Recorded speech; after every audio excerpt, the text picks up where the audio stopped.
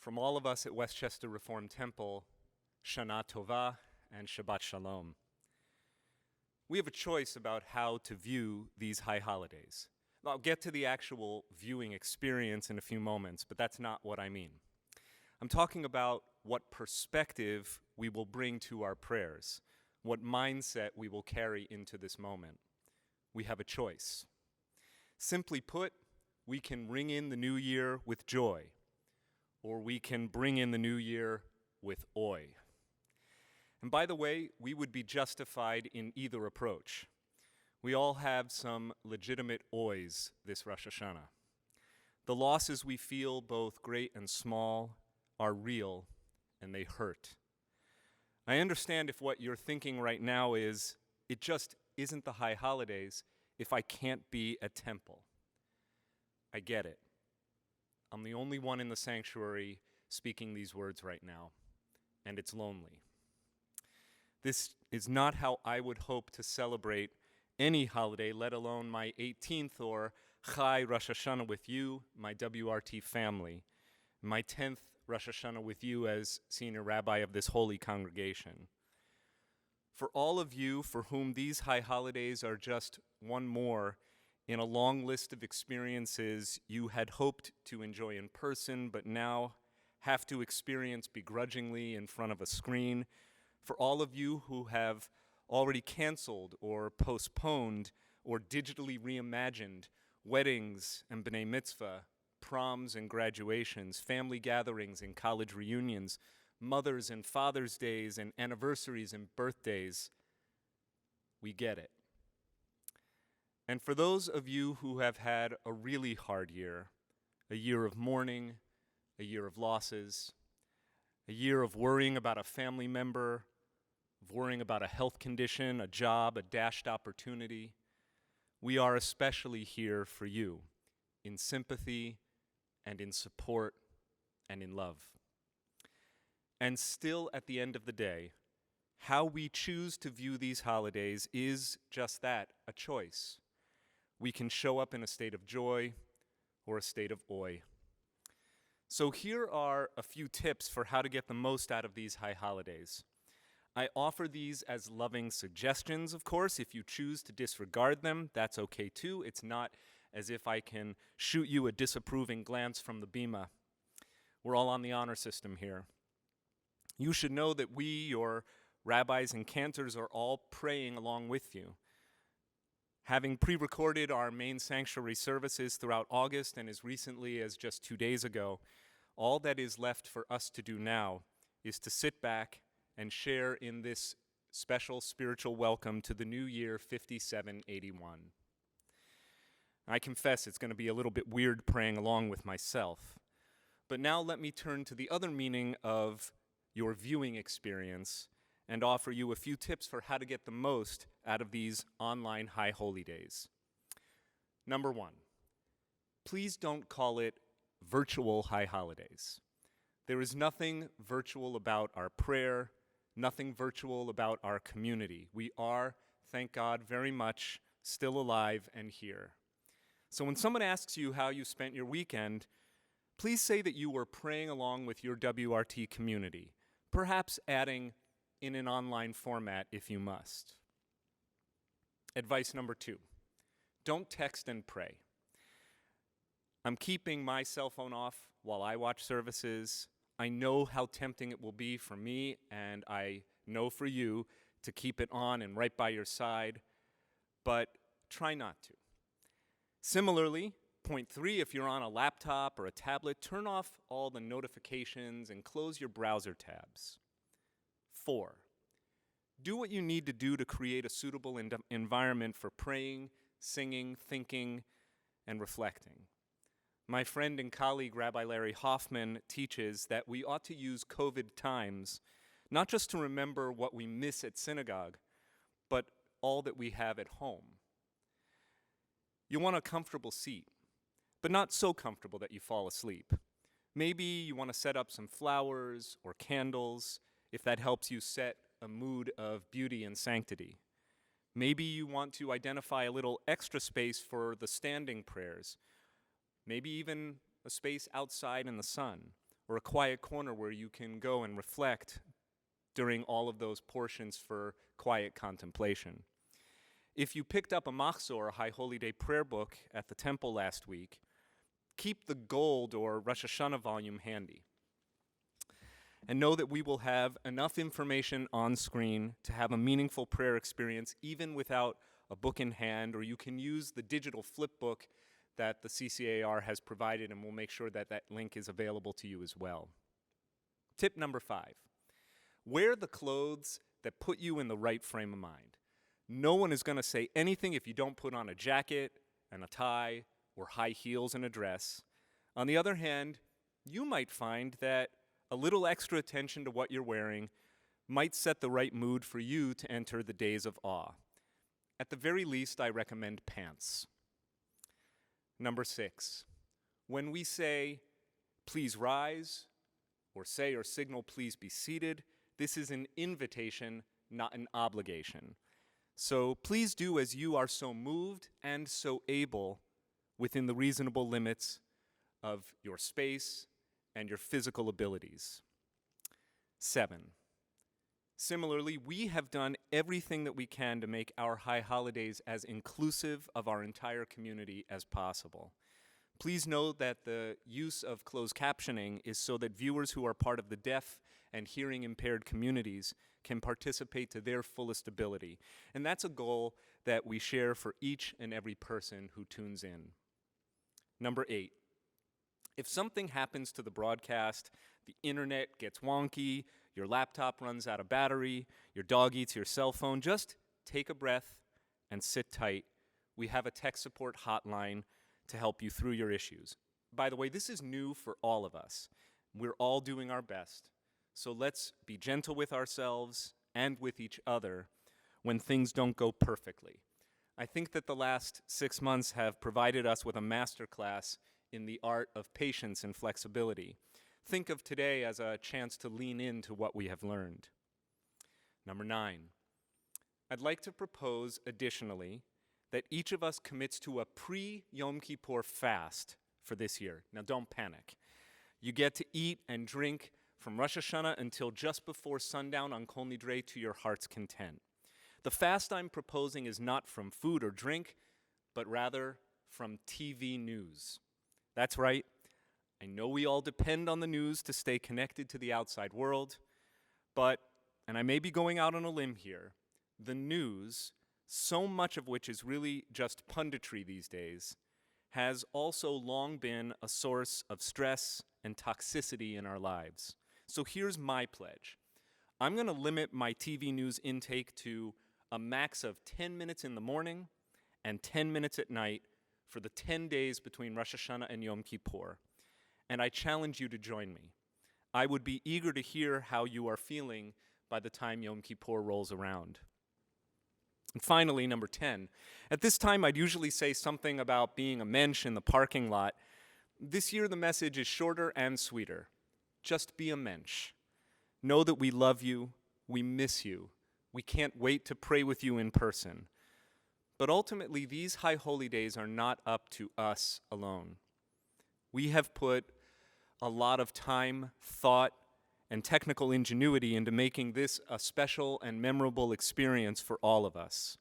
Just a little window into what this looked like behind the scenes. Whenever you see multiple clergy on the bima, whenever you hear our cantorial team singing in gorgeous harmony, whenever you hear our instrumentalists and our amazing vocal quintet that I would like to rename the Quarantones singing gloriously these holidays, that is a lot of technological wizardry at work. Because we've been filming our parts individually in front of an array of cameras, wearing masks from the moment we entered the sanctuary and immediately after speaking until we leave the building, with only a single camera technician in the sanctuary with us. Hey, Peter. When you see people singing in beautiful harmony all together, you can thank our incredible partners at SeMA Films, the media production company that has been such an extraordinary contributor to this year's High Holy Days at WRT. To the dynamic husband-wife team of Wes and Melissa Browning at SeMA, to all of your camera operators and production technicians, thank you. That's what we've done to create a vibrant spiritual experience. But ultimately, the quality of this experience is up to all of us together. We will all have to rely on our own better angels, and maybe a little help from the Holy One of Blessing, to ensure that this experience is truly a high holy days of renewal, inspiration, and joy. I believe that if each of us brings our best spiritual selves to these services, we will truly create a Rosh HaShanah and Yom Kippur for the ages. A few words of gratitude before we begin our worship. Let us thank God that through it all, we still have one another, our WRT family, and your own circles of family and friendship. Knowing that we are all here, separately but together, gives comfort and strength to those who need it most. Let us thank God for the gift of sacred community, for the gift of a new year, for the gift, precious above all gifts, of life. We especially rejoice this Rosh Hashanah with Cantor Amanda Kleinman, with her husband, Cantor Danny Mendelson, who has joined the clergy of Congregation Kol Ami just up the street, Mazel Tov Danny, and their 2-year-old son, Jed, on the arrival this past May of healthy twin boys, Rex and Ernie Mendelson, the latest additions to the Kleinman-Mendelson family. Mazel Tov. Cantor Kleinman voluntarily contributed so much to the design and execution of these high holy days, even while on maternity leave, and we are so grateful to you. Stay tuned to our main sanctuary services for a special Rosh Hashanah cameo from Rex and Ernie. We also note with joy the arrival this summer of Cantor Danielle Rodnizky, WRT's new assistant cantor. Already, Cantor Rodnizky, who was ordained from the Hebrew Union College Jewish Institute of Religion School, Debbie Friedman School of Sacred Music this past spring on Zoom, has brought her musical talent, her gifts as a singer, song leader, guitarist, spiritual leader, teacher, B'nai Mitzvah tutor, counselor, guide, and friend to our Westchester Reformed Temple community. We know that especially after these high holy days, you'll all want to get to know Cantor Rodnizky and help her feel welcome at WRT. I am extraordinarily grateful as well to our veteran clergy members, to Cantor Kleinman, Rabbi Levy, Rabbi Reeser, Cantor Davidson, and our wonderful rabbinic and cantorial interns, Ariel Milan Polisar and Isaac Sonnet Asor, for their tremendous contributions to these holidays. You'll be seeing and even interacting with them between now and the conclusion of Yom Kippur. And so on behalf of the clergy and professional staff of WRT, I am so grateful to you, our WRT community, for your steadfast support, your volunteer action, and your willingness to participate in these historic high holy days. May the love, the hope, and the light we create together over these 10 days radiate from home to home and heart to heart, with God's choicest blessings to attend us. May the new year of 5781 be a time of hope and healing for us all, and especially for our hurting world. L'shana tova tikatevu. May you be written in the book of life for a sweet new year. Please join me as we say, Amen. Page 11. The first mitzvah in the Torah is let there be light. So we are commanded in everything you do, be a menorah, a bringer of light. Live with honor, act with integrity, do your work with passion, and the radiance of your deeds will live after you. May our ideals burn bright, forever unextinguished, and may we live our lives like the flames we kindle, always stretching upward, striving for the good, reaching for you. To kindle our lights for Shabbat and Yom Tov, we'll call upon Carol Princer-Levy, our outgoing president of WRT's Women of Reformed Judaism, followed by our president of WRT's Women of Reformed Judaism, Fran Scheffler-Siegel, to offer a prayer of thanksgiving, Shehechianu, in the middle of page 11.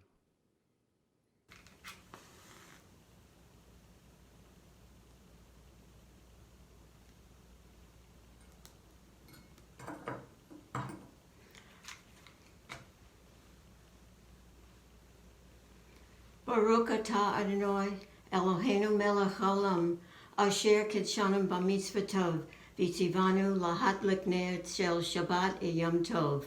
Source of blessing, eternal our God, you fill the universe with majestic might, teaching us holiness through sacred obligations, giving us the mitzvah of bringing light on Shabbat and this festival. Baruch atah Adonai Eloheinu melech haolam, shehechianu v'kiyamanu v'higianu lazman hazeh. Blessed are you, eternal our God. You fill the universe with majestic might, giving us life, upholding the life within us, and bringing us to this time. Page 15. At the new moon, at the full moon, for our feast day, sound the shofar, for that is the law of Israel, the way of the God of Jacob. Praise God with the blast of the shofar. Blessed are you in our lives, Adonai. You hear with love the shofar, true voice of your people, Israel.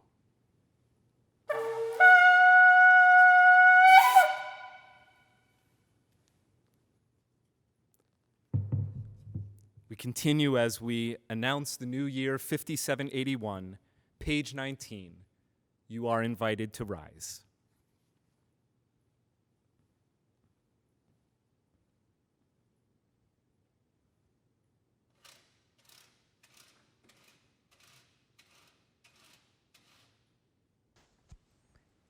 Eloheinu ve'Elohei avotenu ve'imotenu, yehi ratzon shenizkeh levirchotecha, בשנת 5,781. אלוהי עולם ברך אותנו ואת כל בית ישראל בחידוש ימינו, בשמחה ובשלום, בנחמה ובאומץ לב, בחילוץ עצמות וברוח איתנה. יהי פרי שפתנו מקובל ורצוי מלפניך, בפרוס השנה החדשה, לעד מודים אנחנו לך, al matnat hachayim. Our God and God of our ancestors, may we know your blessings in the year 5781. Eternal One, bless us and the whole house of Israel with renewed life, happiness and peace, comfort and courage, resilience and strength. May the words of our heart be acceptable to you in the new year that stretches before us. We are forever grateful for the gift of life.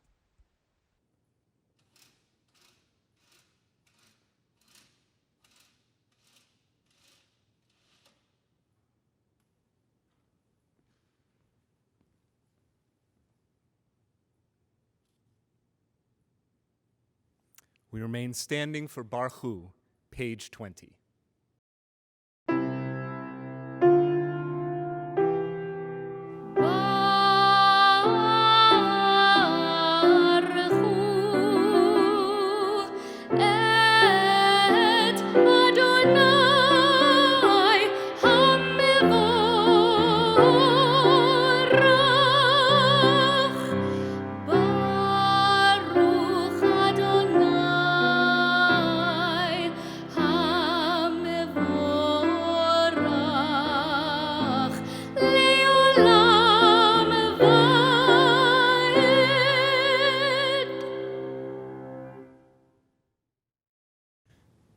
Page 23.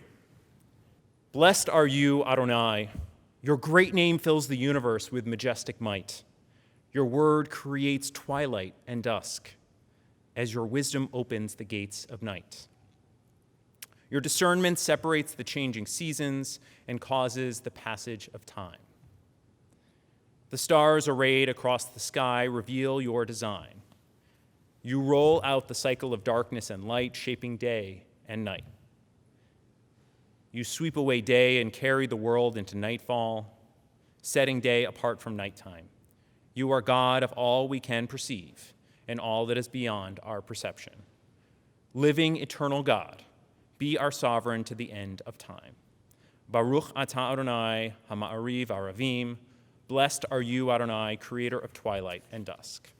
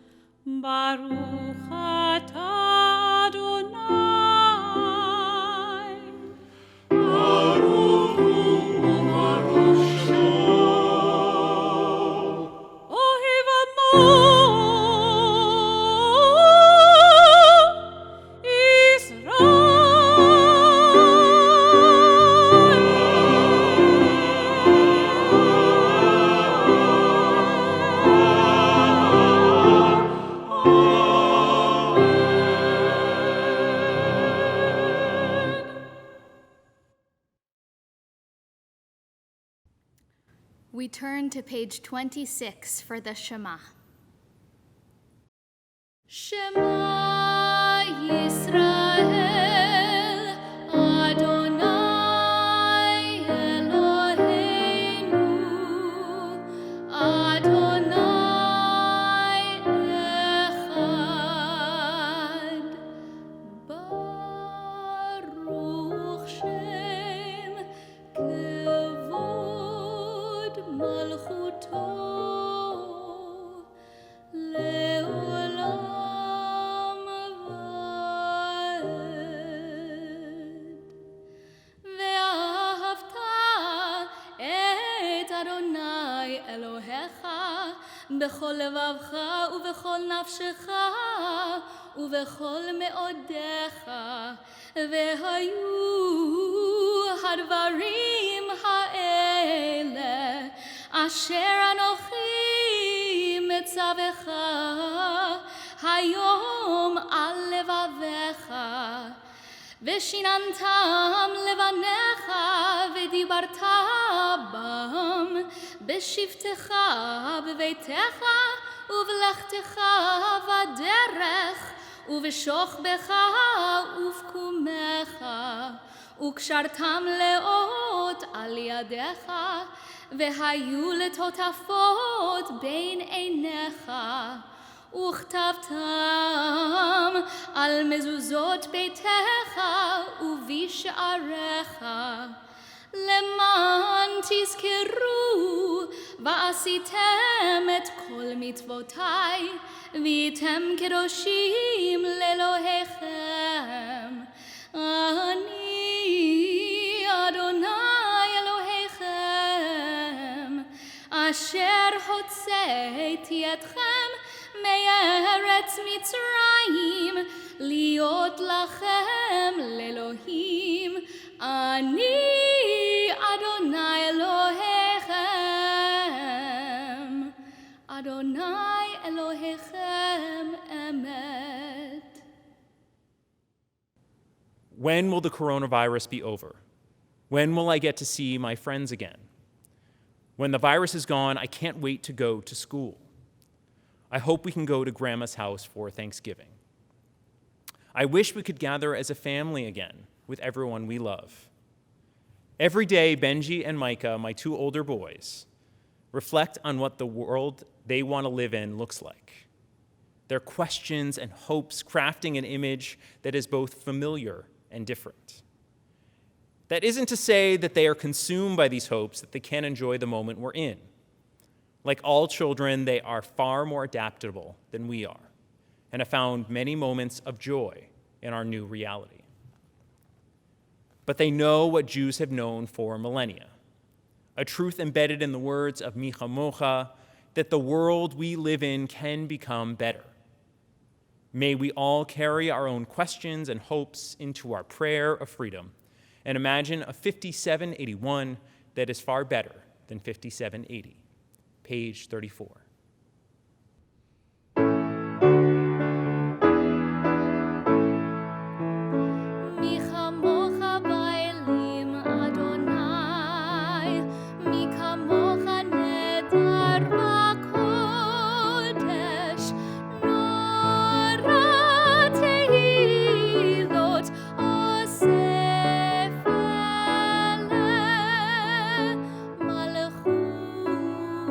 מלכותך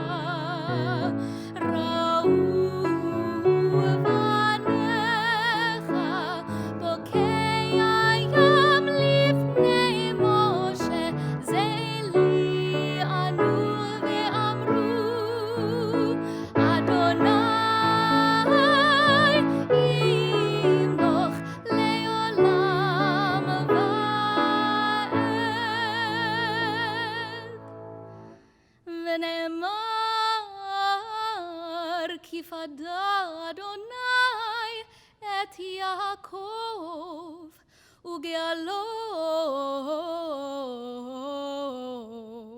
מיד חזק ממנו ברוך אתה אדוני גאל ישראל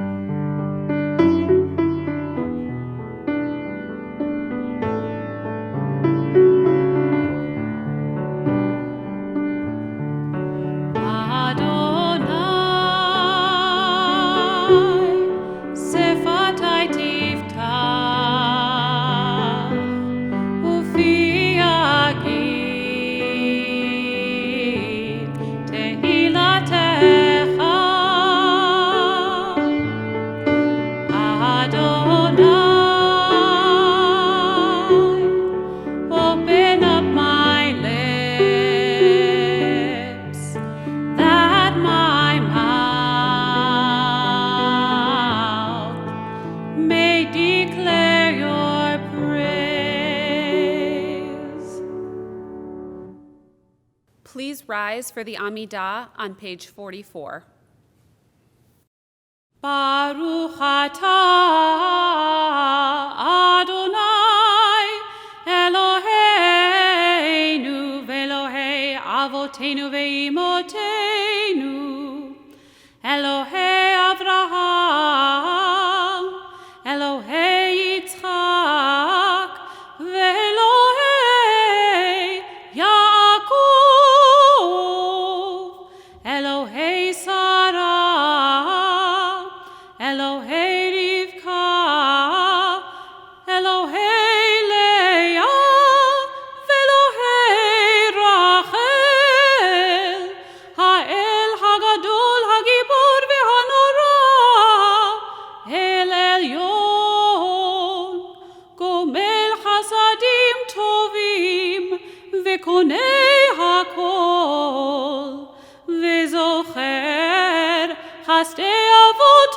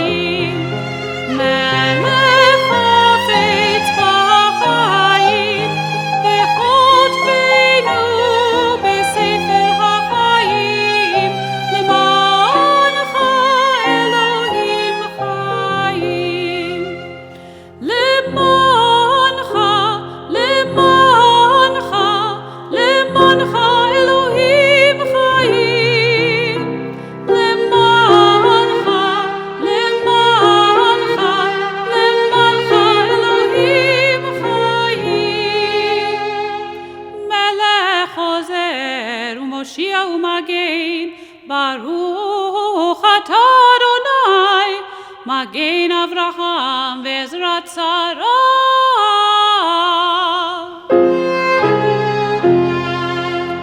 אתה גיבור לעולם אדוני, מחיי הכל אתה רב להושיע, מוריד הטל.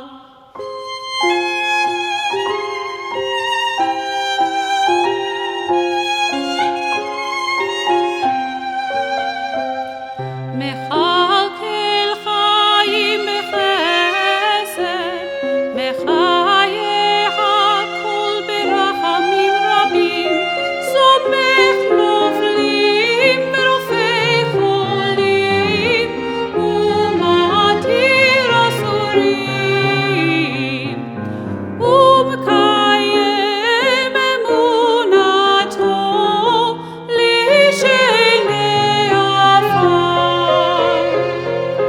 מי כמוך בעל גבורות ומידו מלך,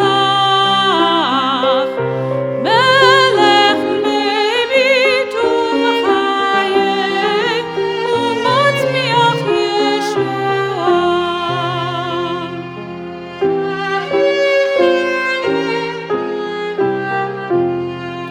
מי כמוך אל הרחמים, זוכר יצוריו לחיים ברחמים, לחיים ברחמים. ונאמן אתה להחיות הכל, ברוך אתה אדוני מחיי הכל.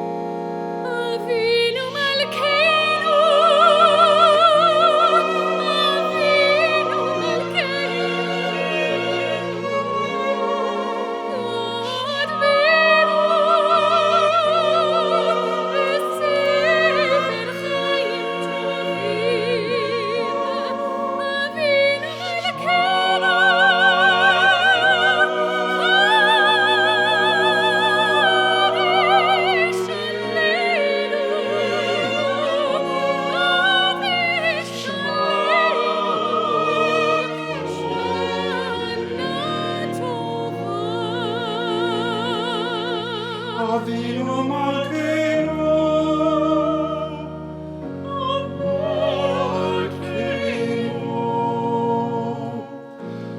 Chadesh Aleinu, Shana Tova.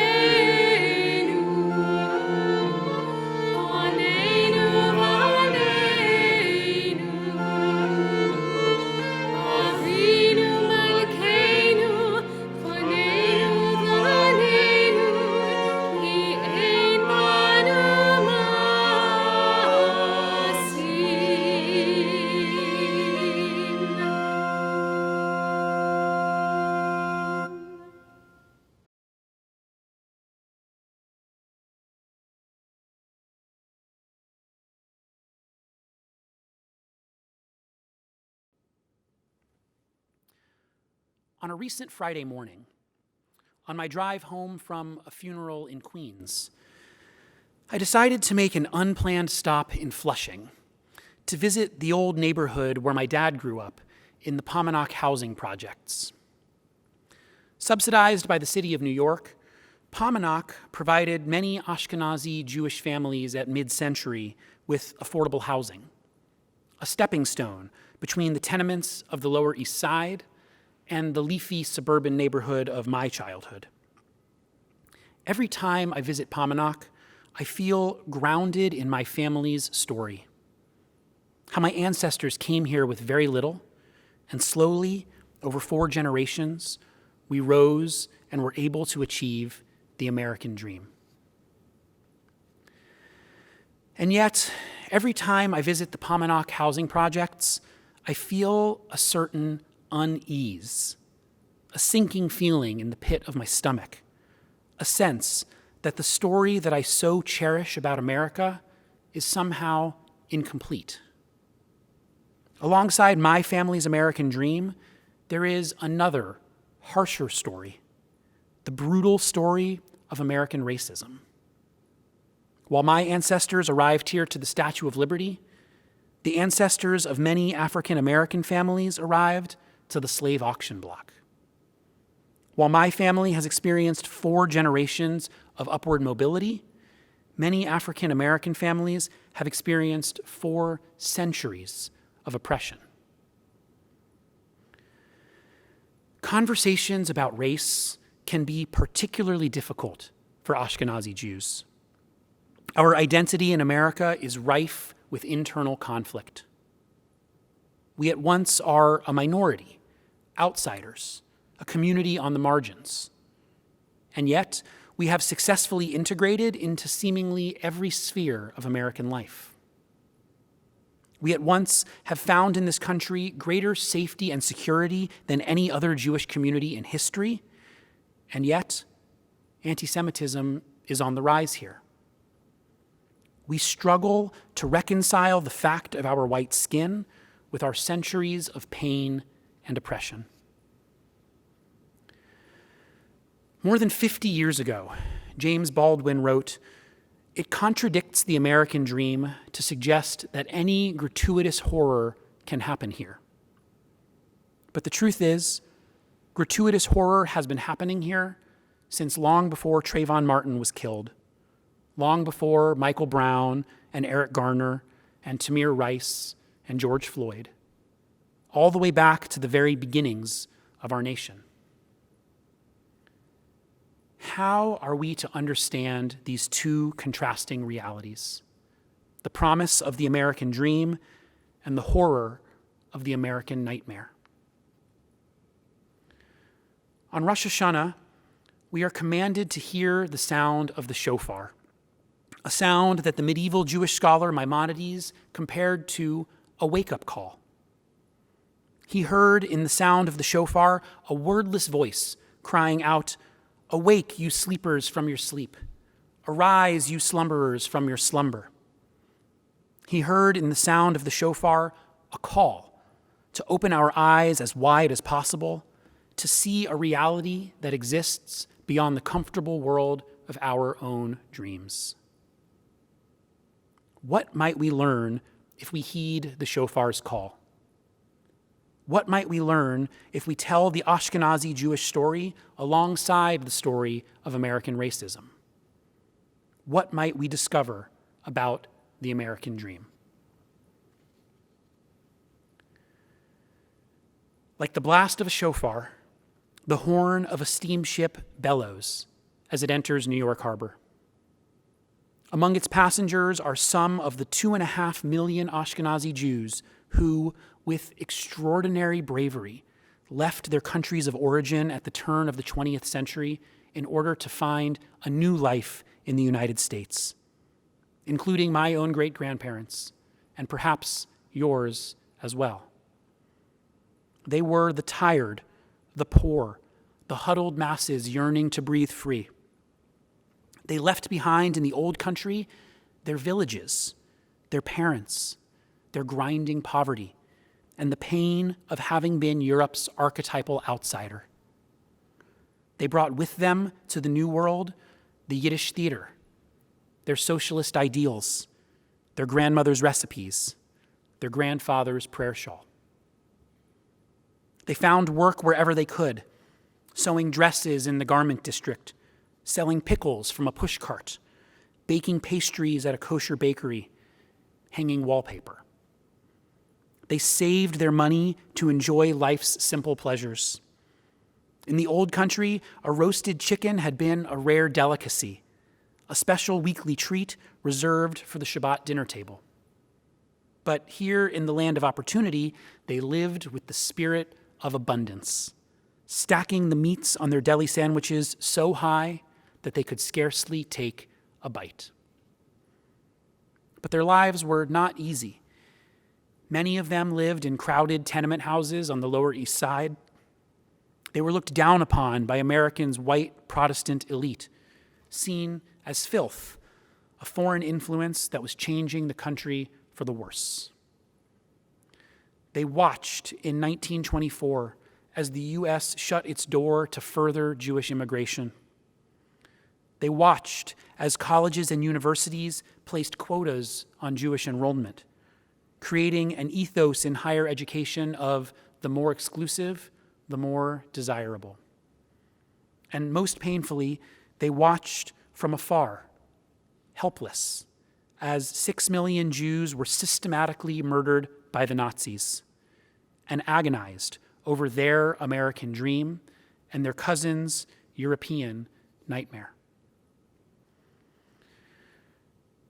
After the war, things began to change. On account of the horror that had unfolded in Europe, anti-Semitism in America became taboo, was forced underground and relegated to the fringes of society. Meanwhile, through the GI Bill, the federal government provided many Ashkenazi Jewish families with subsidies so that they could afford to go to college and buy a home. Many of those whose parents had only finished high school now became doctors and lawyers. Many of those whose parents had lived in the tenements now bought a family car and moved out to the leafy suburbs. Since then, Ashkenazi Jews have continued to thrive. We have risen high in the ranks of government, built hospitals and established universities, and left an indelible mark on American music, theater, and film. We have utilized our resources to fight for just causes, for civil rights, and for Soviet Jewry. We have instilled in our children our fervent belief in the American dream, that although our ancestors may have come from modest beginnings, with a good education, hard work, and a strong moral compass, we believe that our children can achieve anything. And yet, there is one dimension of our success story that has often been overlooked. Without our intending to do so, and largely without our even noticing it, in the century that has passed since our ancestors first arrived here, something shifted in the American psyche that caused this country to see Ashkenazi Jews as white people.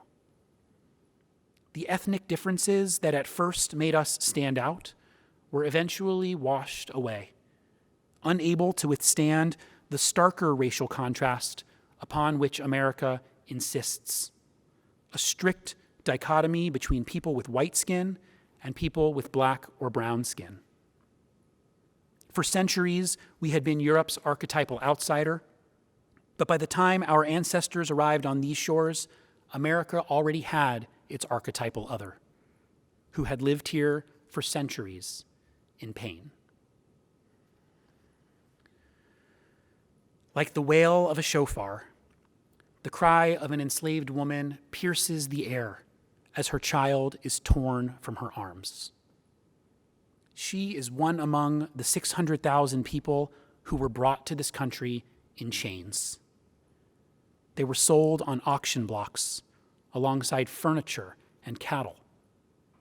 They could not legally marry, were barred from learning to read, could not gather in private groups, and were forbidden from owning anything. They were the property of their enslavers, to be treated however they wished. They were legally tortured, whipped, raped, and killed. By the time America declared its independence, slavery had been here for more than 150 years. The birth of our nation crystallized a blatant hypocrisy of at once proclaiming a person's unalienable right to liberty while simultaneously enslaving 20% of the population. This hypocrisy is baked into the Constitution, which declares that enslaved people count as only 3/5 of a person, that enslaved people are somehow less than fully human. This grotesque American myth is so deeply ingrained in our national subconscious that every time we make advances against it, it keeps coming back in new forms. After the abolition of slavery, the brief period of Reconstruction brought unprecedented progress. The election of black politicians to Congress, the establishment of a free public school system, giving many poor Americans, regardless of race, their first opportunity to learn to read and write. But these advances were only short-lived. They were met with a sprawling new system of segregation and a vicious resurgence of racist terror, with lynchings more than once a week for 75 years. As W.E.B. Du Bois put it, the slave went free, stood for a brief moment in the sun, and then moved back again toward slavery. This pattern would repeat itself in the 20th century. With extraordinary bravery, the leaders of the civil rights movement successfully dismantled the Jim Crow regime. It seemed that there had been a moment of reckoning in America, that the country was finally waking up to our history of racial oppression. But the promise of the civil rights era was never fully realized. the racial oppression of the Jim Crow era did not disappear. Rather, it changed forms. Today, Black Americans suffer disproportionately from the plague of mass incarceration. By a wide margin, the United States incarcerates more people per capita than any other nation in the world, with Black Americans 5 times more likely than white Americans to be imprisoned.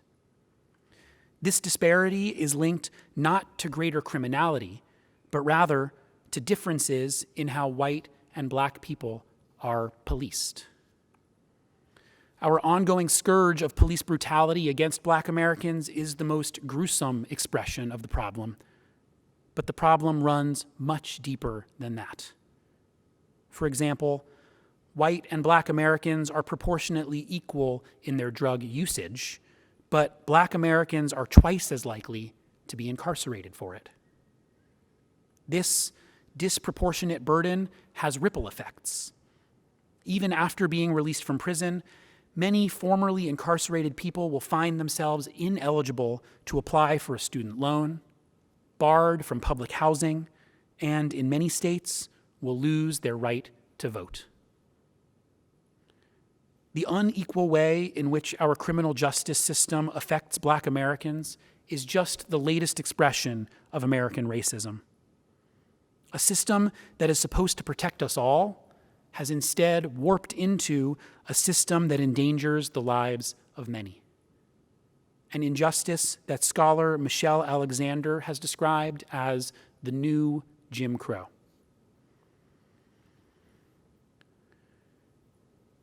Each of these 2 stories tells a truth about America.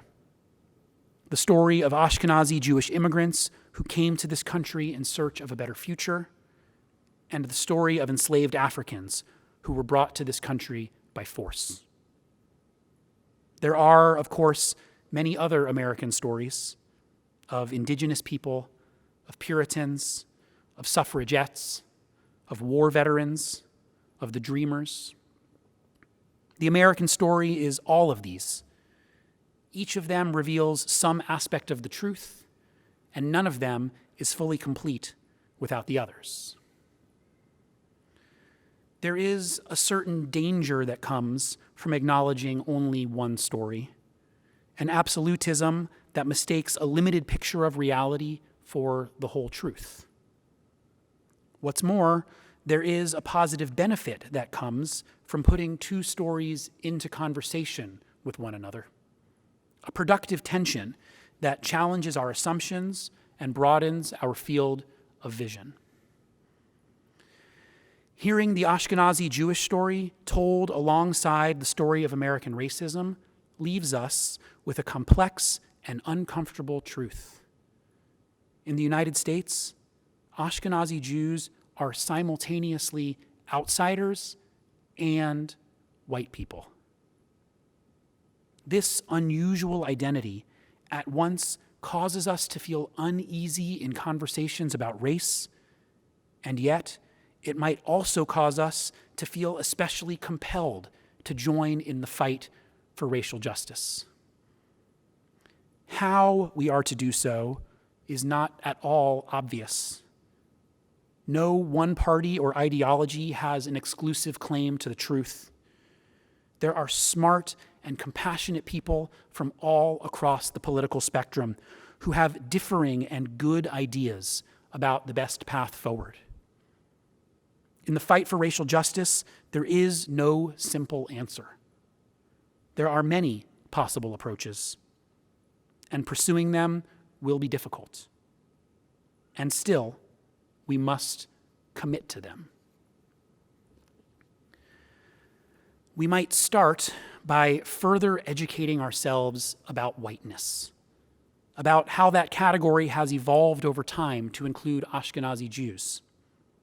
We should pay special attention to our own discomfort, but not let that discomfort be a barrier to getting involved in the work.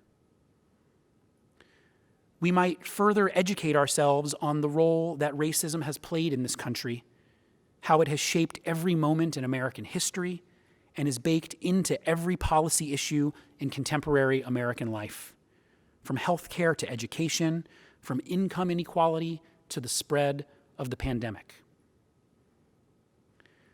We might realize that racial justice leaders are asking not merely for signs that say Black Lives Matter, but rather that our country conduct itself in such a way that we demonstrate through our laws and our actions that Black Lives Matter.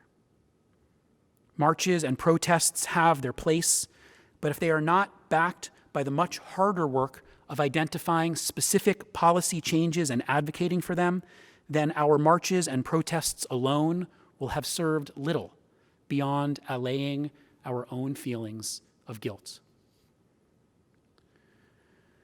We might support initiatives that are led by Jews of color, who comprise 12% of American Jewry, but who are vastly underrepresented in Jewish communal institutions, like synagogues.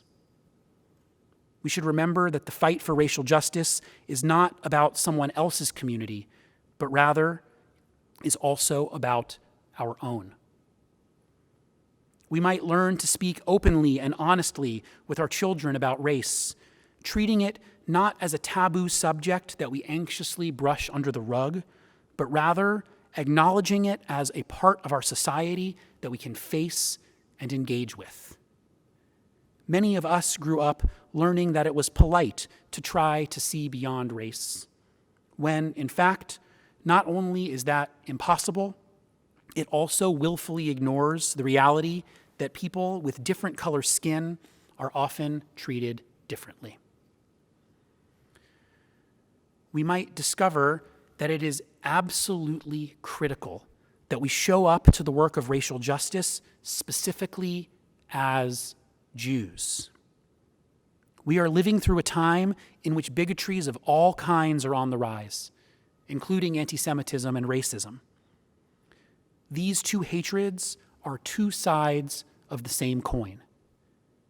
This is why the marchers in Charlottesville were carrying both Nazi and Confederate flags. Both hatreds seek easy scapegoats for society's problems. Anti-Semitism by conjuring fears that Jews control society from the top, and racism by conjuring fears that people of color drain society from the bottom. To effectively fight one, we must also commit to fighting the other. If we would want others to join us in the fight against anti-Semitism, then we must be similarly prepared to join in the coalition in the fight against racism.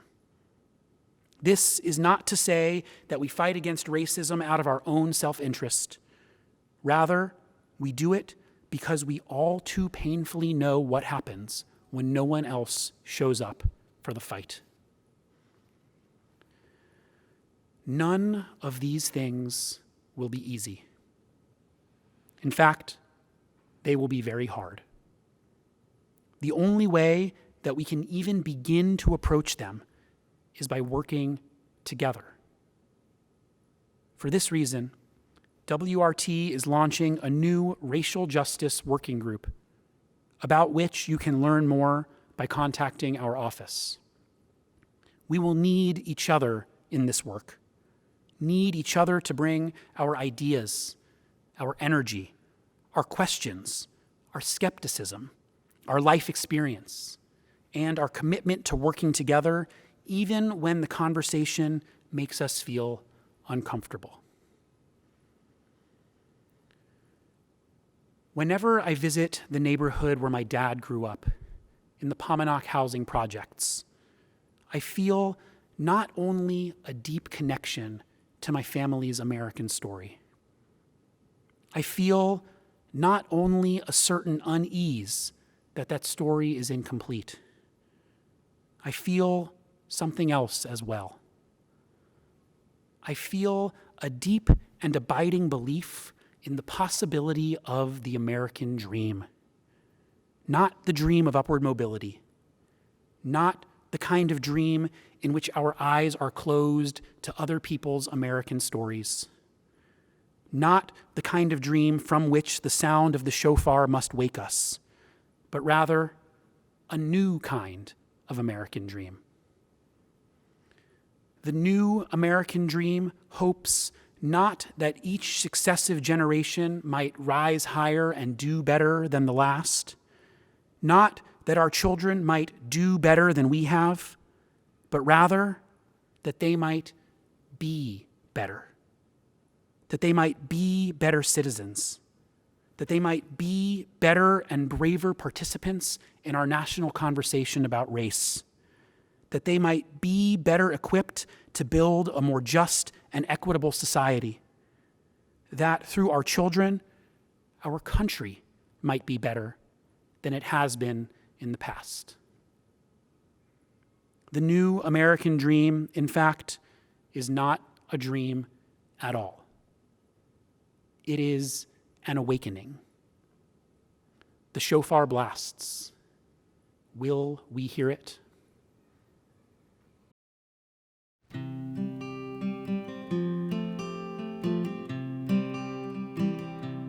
If not now, tell me when.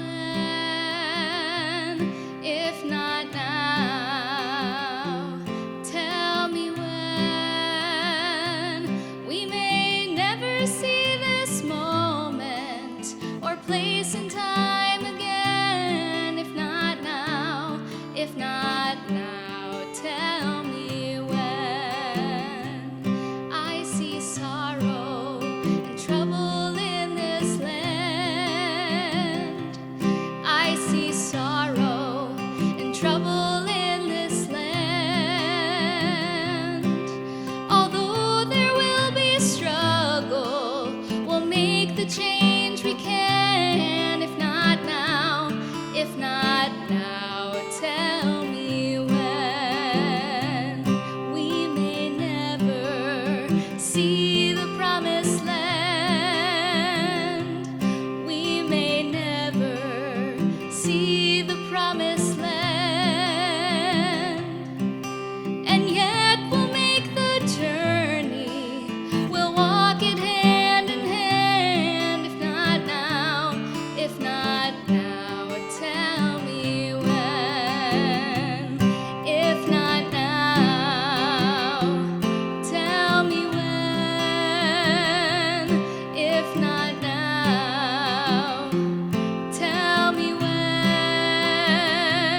We may never see this moment or place in time again. If not now, if not now, tell me when. So we'll work until it's done.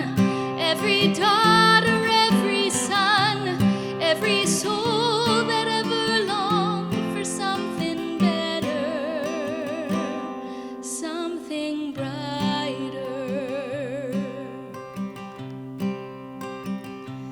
It will take a change of heart for this to mend. It will take a change of heart for this to mend. But miracles do happen every shining now and then. If not now, if not now, tell me when. If not now, tell me when. If not now, tell me when. We may never see this moment or place in time again. If not now, if not now, tell me when. But miracles do happen every shining now and then. If not now, if not now, tell me when.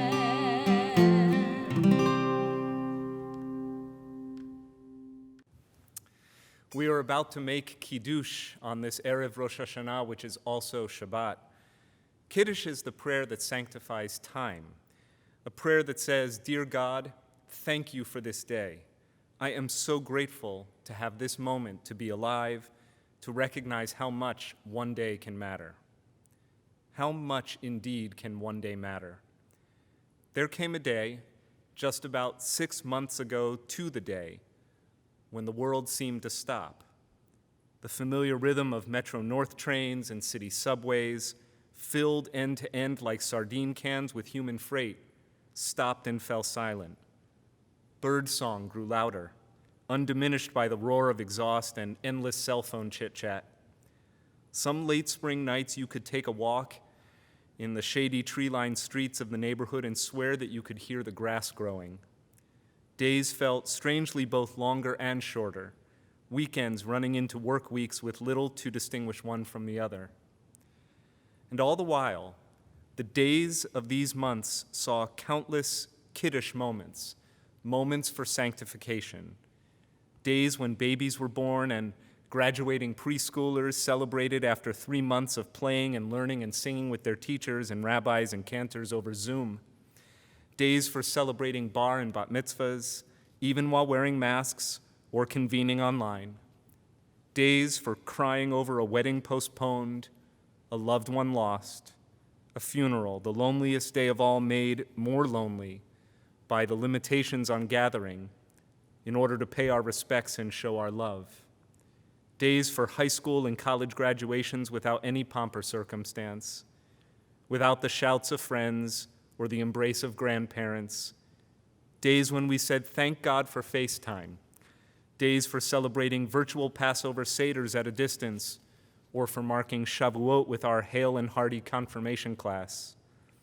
Days for crying over a loved one sequestered in a nursing home or a hospital. Days for figuring out how to run a household, provide childcare, and still show up for work, all from the living room, quite possibly in our pajamas. Days for laughing with old college roommates reunited across time and distance by a newfound desire to stay connected. Days for just throwing hands up into the air in sheer exhaustion, confusion, stress, or defeat at the thought of one more dishwasher cycle, the third in 24 hours. Dear WRT family, we gather here in this Kiddush moment with an accumulation of strange but indelible days behind us and a great many days yet unknown to come. In recognition of all the passages we have marked in our lives since last we gathered on Rosh HaShanah, in affirmation of our willingness to meet all the days between now and next Rosh Hashanah, please join me as we fill the cup of thanksgiving with our joy, fill the cup of remembrance with our tears, fill the cup of our humanity with our love, and offer the Rosh Hashanah and Shabbat Kiddush together. At this time, it's an honor to call upon our lay leaders, former executive committee member, and current co-coordinator of our caring volunteers, Joan Frankel, and Andy Frankel, veteran member of our finance committee and trustee of our board. Baruch atah Adonai, Eloheinu melech haolam, borei pri hagafen. Baruch atah Adonai, Eloheinu melech haolam, asher bachar banu mikol am, v'romemanu mikol lashon, v'kiddishanu b'mitzvotav. V'titen lanu Adonai Eloheinu be'ahava, et yom haShabbat hazeh ve'et hayom hazikaron hazeh, yom zichron truah be'ahava, mikra kodesh zeker letziat Mitzrayim, kivanu v'charta ve'otanu kedishta mikol ha'amim, udvarchar emet v'kayam la'ad. Baruch atah Adonai, melech hakol haaretz, mekadesh haShabbat v'Yisrael. Melech hakol haaretz, mekadesh haShabbat v'Yisrael.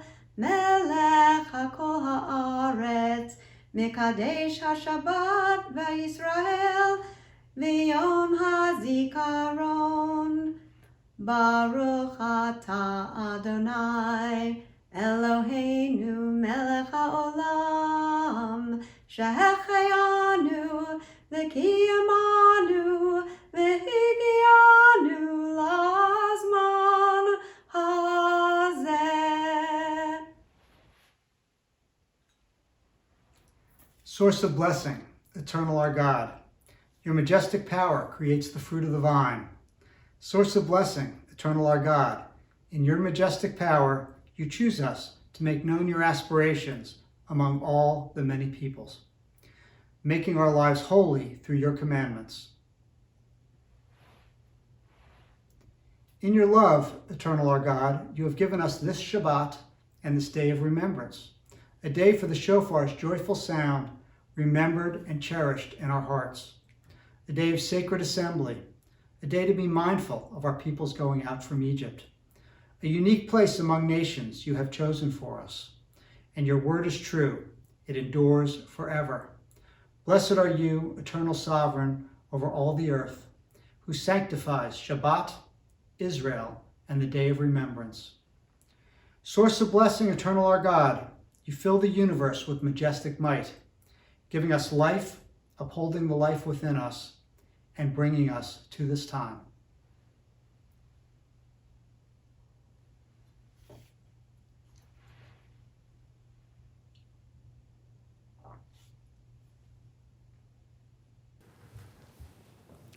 Please rise for Aleinu on page 82.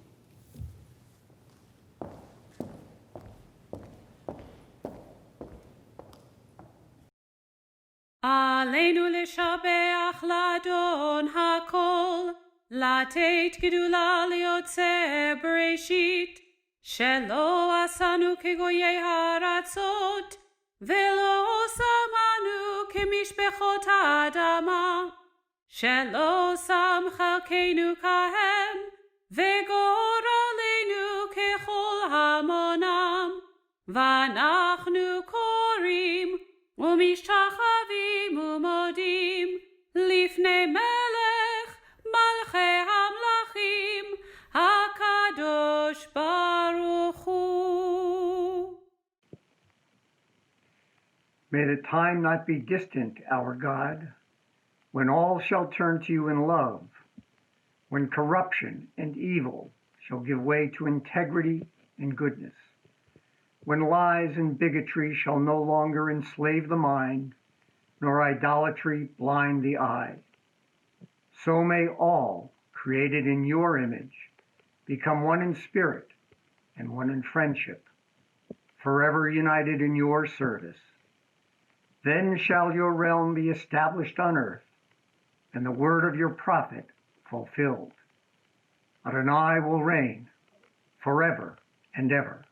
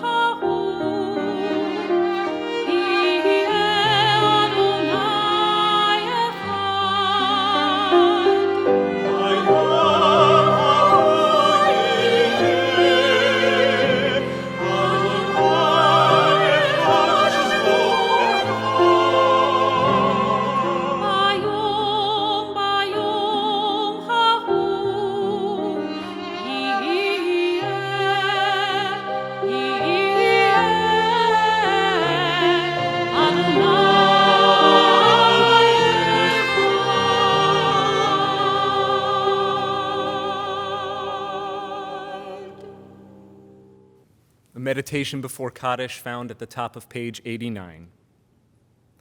The light of life is a finite flame. Like our sacred candles, life is kindled, it burns, it glows. It is radiant with warmth and beauty. But soon it fades. Its substance is consumed and it is no more. In light we see, in light we are seen. The flames dance and our lives are full. But as night follows day, the candle of our life burns down and gutters. There is an end to the flames. We see no more and are no more seen. Yet we do not despair, for we are more than a memory slowly fading into the darkness. With our lives, we give life. Something of us can never die. We move in the eternal cycle of darkness and death, of light and life. As we now prepare to remember our loved ones who have died at this time of year in years gone by, or who have been taken from our midst in recent days, we'd like to honor the mourners in our community by asking you, wherever you are, to rise in the following order. If you are within 7 days of remembering a loved one who has died, would you please rise?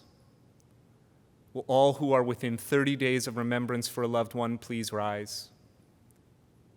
Those who are within a first year of having laid to rest your loved one, would you please rise? And if on this Erev Rosh HaShanah, which is also Shabbat, you are commemorating a yahrzeit, would you please rise? Together will all who are able and so moved please rise as one family of remembrance and hope we call to mind our loved ones. As on this Erev Rosh Hashanah and Erev Shabbat, we hear the names of those who have been taken in the last 4 weeks: Isaac Levanta, father of Sandra Oliver; Albert Sipsener, husband of Jill Spielberg, father of Reed and Griffin Sipsener, son of Rachel and Bob Sipsener, and brother of Mara Sipsener. Eugene Goldenberg, husband of Hannah Goldenberg, and father of Tony Bernstein and Bryn Peltz. Sheldon Traeger, husband of Marcia Traeger, father of Alan and David Traeger, and brother of Joel Traeger. Irene Fryman, mother of Hal Fryman and Ann Feynman. Martin Schiff, husband of Seja Schiff, and father of Mike Schiff and brother of Herb Schiff. Robert Edelstein, husband of Gail Edelstein, father of Carrie Schnipper, Scott Edelstein, and Amy Edelstein Weinstein.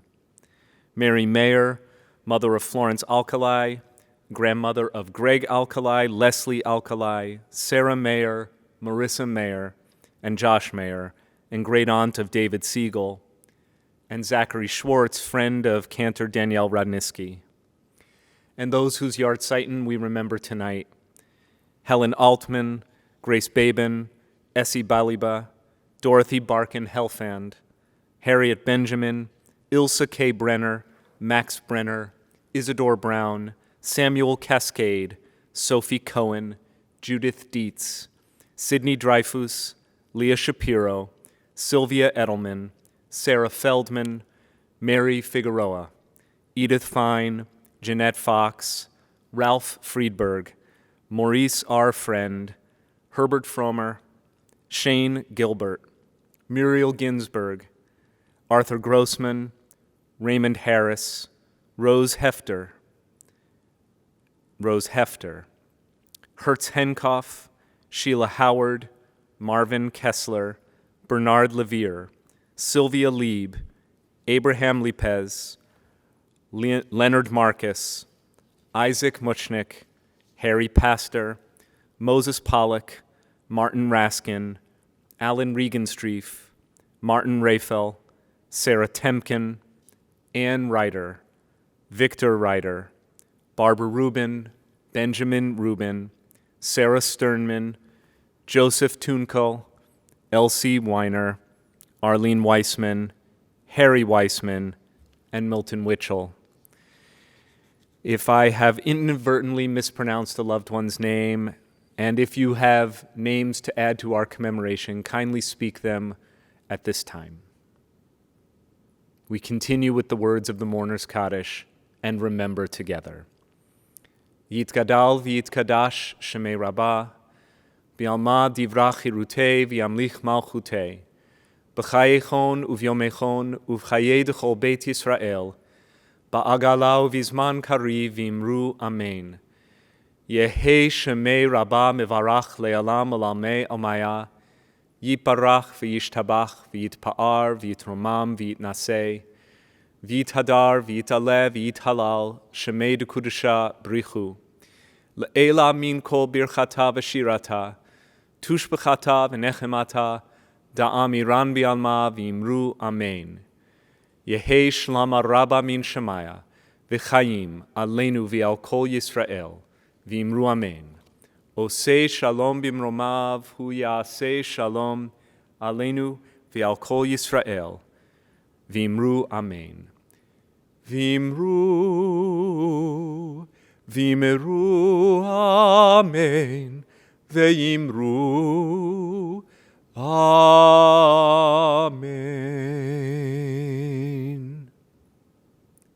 You may be seated.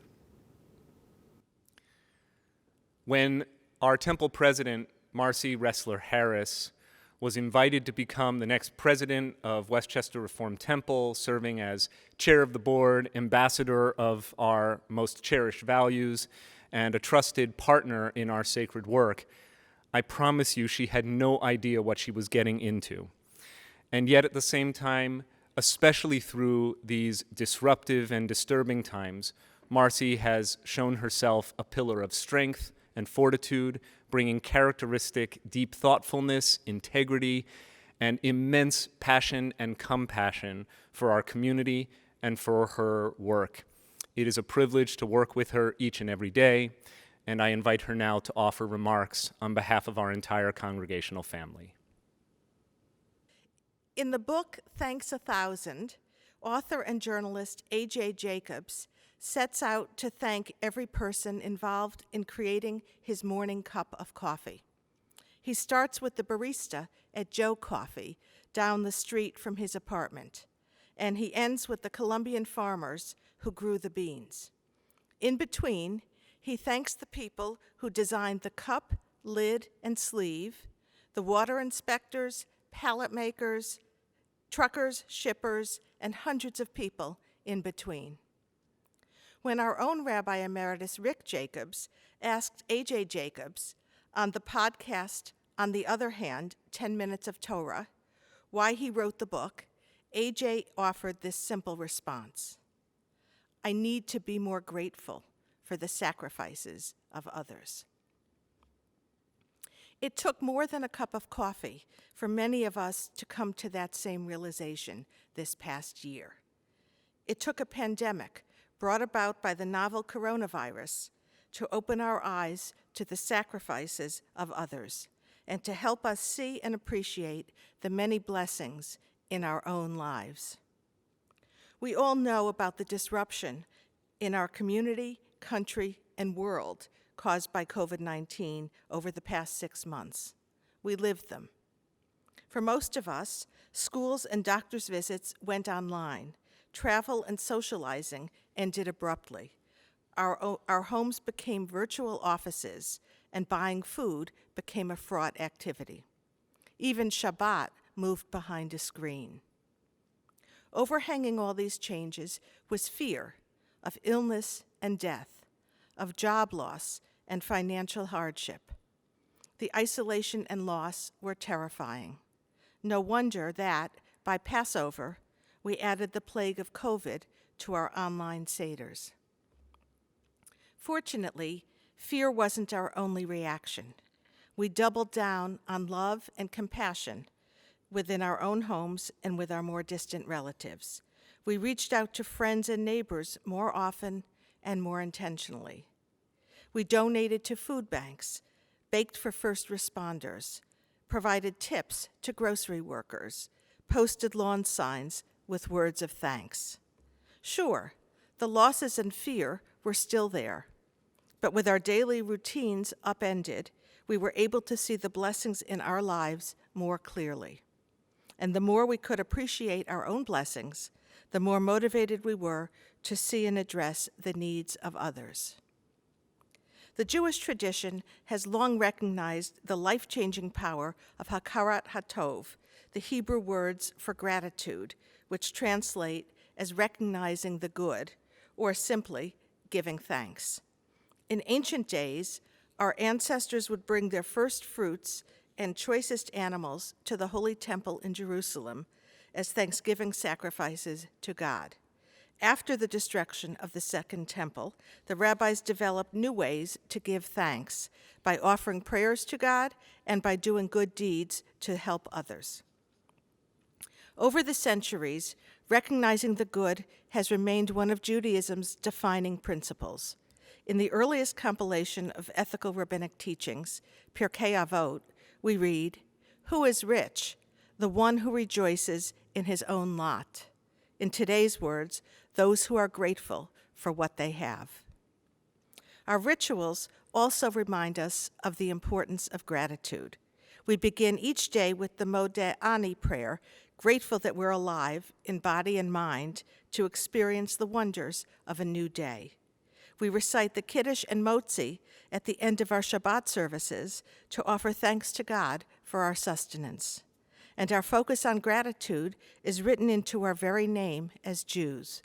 The Hebrew word for the Jewish people, Yehudim, comes from the Hebrew word hodah, which means to give thanks. There are many reasons to give thanks.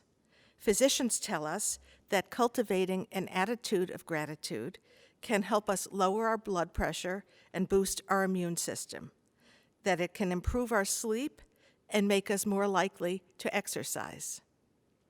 Psychologists tell us that gratitude can help us fight anxiety and depression by canceling out negative feelings like envy and regret. But it's the reasons offered by our Jewish tradition, humility and holiness, that I want to highlight today when we look back over the past year and ahead to the new. When we stop to affirm the goodness in our lives, when we offer a blessing just for waking up and being alive, we're forced to see beyond ourselves, to see how much goodness comes not from our own talents and accomplishments, but from others, our parents and children, our friends, our community, and from the innumerable contributions of strangers, like the anonymous people responsible for our morning cup of coffee. Let's make sure that in these days between Rosh HaShanah and Yom Kippur, when we're instructed to ask for forgiveness from those we've hurt, that we also find ways to express our thankfulness to those who've helped us, those in our own homes who cook, clean, and care for us every day, and those outside our homes who teach us, employ us, protect us, and inspire us. And let's continue doing that throughout the year. What a gift it will be if we can emerge from this pandemic a little more humble and a little more appreciative of the sacrifices of others. But why stop there? It's not just the sacrifices of other people we should be grateful for. The gifts of life, health, and strength, the magnificence of nature, all derive from the one on high.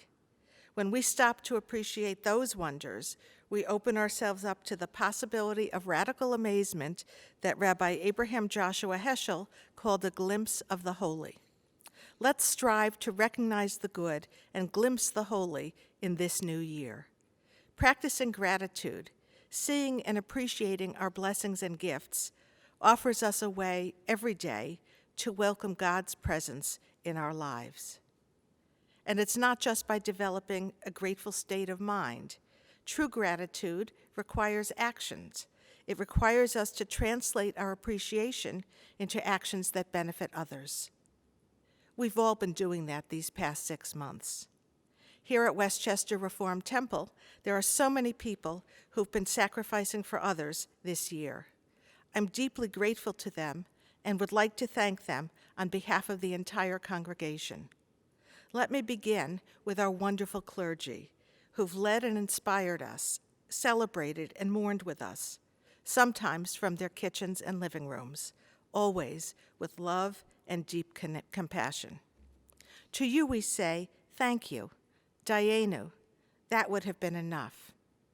But then there's our selfless temple staff, who've worked tirelessly to send out communications, pay the bills, secure and maintain the campus, address our technology needs, set up Zoom meetings, schedule and reschedule life cycle events, and in all ways keep the temple sanitized and operating. To our staff we say a heartfelt thank you, Dayenu. But there's also our teachers and administrators in the Early Childhood Center and the Jewish Learning Lab. You've served as educators, counselors, confidants, and friends while engaging our students and families this year.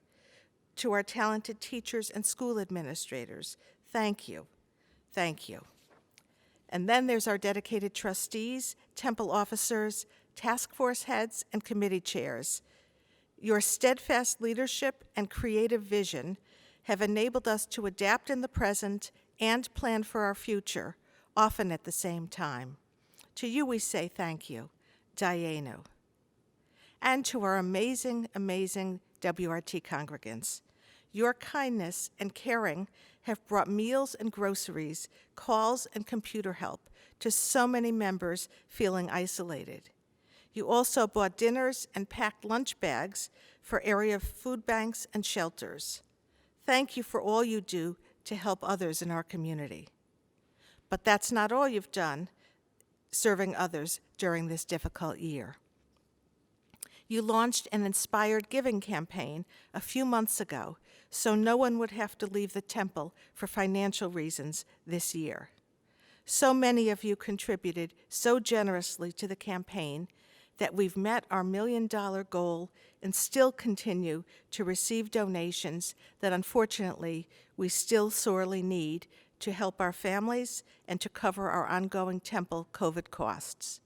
Thank you, inspired givers, for your extraordinary generosity during this time of hardship, and thank you for continuing to support our calls for help.